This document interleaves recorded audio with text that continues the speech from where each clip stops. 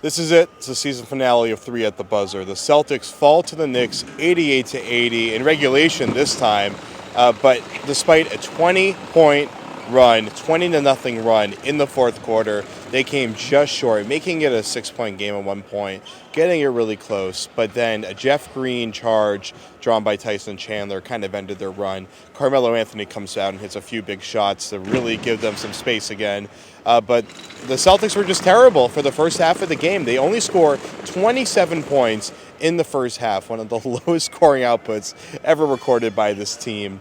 And they were able to recover in about the mid-fourth quarter or so. But for the most part, it was a blowout for the first 3 quarters of this game. But a few minutes into the fourth quarter, Jeff Green just explodes. He is running furiously on the break. He draws some fouls. He hits a couple shots. He only went 4 for 12 from the field, but he did go 11 for 14 from the free throw line. So Jeff Green gets 14 free throw attempts in a closeout game in Game 6, or elimination game, I should say. That's pretty huge news there because he's been really struggling to get physical and attack for the most part in these really key games. So that's a good sign. He also grabbed 5 rebounds tonight, some big rebounds in the fourth quarter. Avery Bradley played some great defense. He had 3 steals during that stretch run for the Celtics when they made that comeback.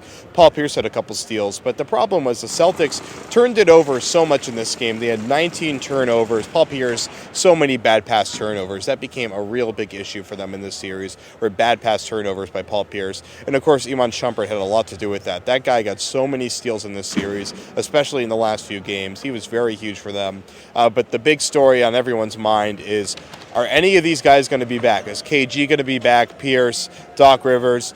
KG and Pierce both said that they haven't really thought about it yet, aren't really ready to make a decision.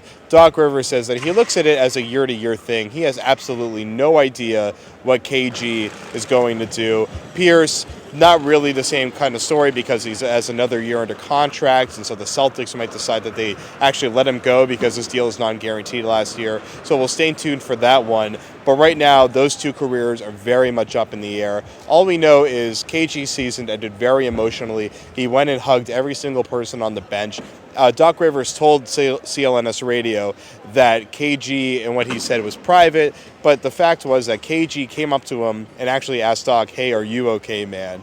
And he said that is KG for you in a nutshell. He's that kind of guy. He really just cares about everyone. And everyone in Celtics Nation obviously is dying for him to come back, regardless of how things really went down in the final series for those 2. But Doc was very adamant that they're going to need more next year. He kept repeating, we're going to need more, we're going to need more.